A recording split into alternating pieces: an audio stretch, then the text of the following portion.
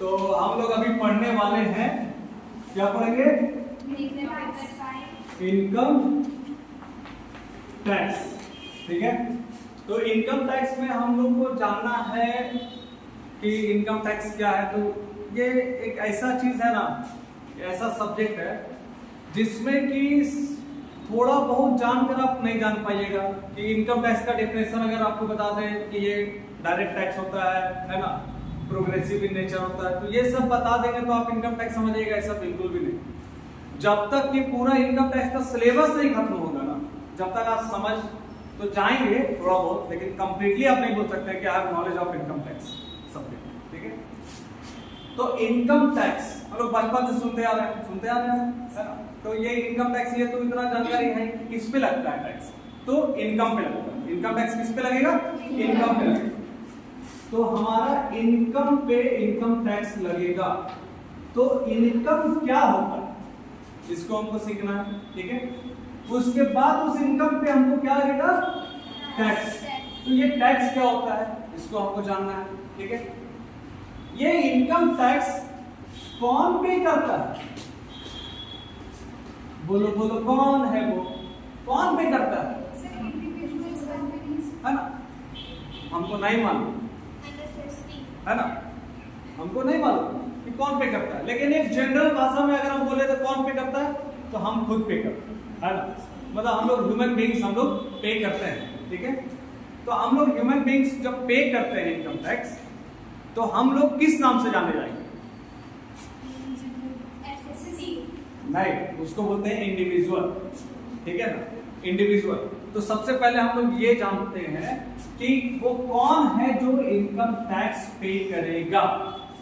ठीक है, धीरे धीरे सारा जानकारी होगा, जैसे जैसे हम लोग धीरे धीरे आगे बढ़ेंगे पूरा नॉलेज मिलेगा। ठीक है ना, तो सबसे पहला हम शुरुआत करेंगे सेक्शन 2 सब सेक्शन 31। ये बतलाता है पर्सन के बारे में। किसके बारे में? पर्सन के बारे में। इनकम टैक्स एक्ट 1961 के तहत हम लोग इसको पढ़ेंगे। इनकम टैक्स एक्ट 1961 लागू कब से हुआ था? 1 अप्रैल 1962 से। ठीक है ना, बट एक्ट क्या है? 1961।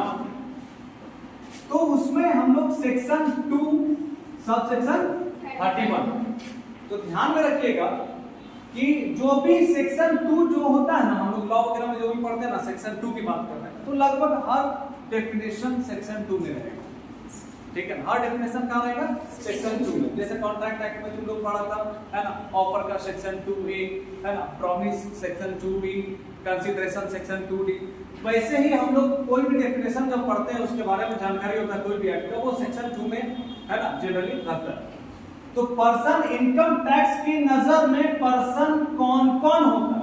तो इनकम टैक्स की नजर में सबसे पहला है पर्सन, कौन है? इंडिविजुअल। ठीक है, सबसे पहला है इंडिविजुअल। आपको लिखना है, आप लिखते जाइए। ठीक है, दूसरा HUF, इसको बोलते हैं हिंदू अनडिवाइडेड फैमिली। तीसरा कंपनी, तीसरा कौन होता है? कंपनी होता है। चौथा कौन होता है? फर्म होता है। ठीक है, पांचवा कौन होता है? AOP and BOI। AOP stands for association of persons and BOI stands for body of individuals. 6 local authority, छठा में कौन है? Local authority. और सातवां में है artificial judicial person not falling in the above 6 सब क्लॉजेस। वो कहां आएगा? आर्टिफिशियल जुडिकल पर्सन में आएगा। ठीक है, जो इन सब में नहीं आएगा वो आर्टिफिशियल जुडिकल पर्सन में आएगा। क्लियर? ठीक है ना, तो इसका भी हम एग्जांपल देंगे। ठीक है, तो सबसे पहला स्टार्ट करेंगे कि कोई पर्सन, है ना, इनकम टैक्स के नजर में, जैसे हम लोग के नजर में पर्सन कौन है ना, हम हैं, तुम हैं, हम लोग एक दूसरे के लिए क्या है? पर्सन है। लेकिन इनकम टैक्स के नजर में पर्सन इतने तरह का होता है, भैया ध्यान रखना। ठीक है, अब इनकम टैक्स में हम लोग सर सबका एक पढ़ेंगे, तो नहीं, सबका नहीं पढ़ेंगे। हम लोग फोकस किस पे ज्यादा करेंगे? इंडिविजुअल। ठीक है, तो इंडिविजुअल का मतलब कौन होता है सर? इंडिविजुअल का मतलब कौन? तो इंडिविजुअल का मतलब ह्यूमन बीइंग समझना। क्या समझना है? Human being. सर तो ह्यूमन बींग्स में कहां की बात कर रहे हैं? इंडिया के लोगों का बात कर रहे हैं।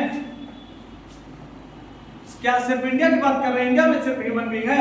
नहीं, तो हम पूरे वर्ल्ड की बात कर रहे हैं सर। दूसरा देश में भी हम लोग जाके टैक्स ले सकते हैं। उसका क्राइटेरिया है कि आप इनकम टैक्स एक्ट 1961 है ना, जो कि इंडिया में लागू है, वो टैक्स जो लेगा इंडिविजुअल से, उसका बेसिस क्या हो? तो किसी भी पर्सन से है ना, जब हम टैक्स कलेक्ट करते हैं तो उसका जो बेसिस होता है वो होता है उसका रेसिडेंशियल स्टेटस। क्या होता है? Residential status. ये रेसिडेंशियल स्टेटस निर्धारित करता है कि इंडिया में वो टैक्स देगा कि नहीं देगा। ठीक है, रेसिडेंशियल स्टेटस का सेक्शन है सेक्शन 6, याद रखिए। ठीक है, सेक्शन 6, और इंडिविजुअल का जो है वो है सेक्शन 6(1). ठीक है, ये इंडिविजुअल की बात करेंगे हम। तो सबसे पहले जो हमको जानकारी होनी चाहिए, अभी हम कुछ नहीं बता रहे हैं, ठीक है ना, अभी हम इनकम टैक्स के बारे में क्या है, उसका कैरेक्टरिस्टिक्स क्या है, फीचर क्या है, ये सब कुछ नहीं, नॉर्मल बात, एकदम नॉर्मल ना, एकदम धीरे धीरे चलेंगे, आराम से चलेंगे कि इनकम टैक्स पढ़ना है, इनकम क्या होता है, टैक्स क्या होता है ना, कौन टैक्स पे करता है? तो पर्सन टैक्स पे करता है। पर्सन कितने तरह का होता है? तो इतने तरह का पर्सन होता है। इन पे टैक्स इंपोज करने का बेसिस क्या होता है? तो उसका रेसिडेंशियल स्टेटस हम लोग चेक करेंगे। उस रेसिडेंशियल स्टेटस में हम फाइंड करेंगे कि ही इज एलिजिबल टू पे द टैक्स इन इंडिया और नॉट। बात समझ आ रहा है ना? या सीधा सीधा और भी अगर कहें तो उसका इनकम है ना इंडिया में एसेस होगा कि नहीं होगा, इस बात पे करेंगे। तो किसी का भी इनकम जो होता है, वो इनकम जो जनरेट करते हैं, ठीक है ना, तो उस पे हम लोग टैक्स पे करते हैं। इनकम जनरेट होगा तब ना उस पे टैक्स पे करेंगे। इनकम जनरेट ही नहीं होगा तो टैक्स पे करेंगे क्या? नहीं। ठीक है,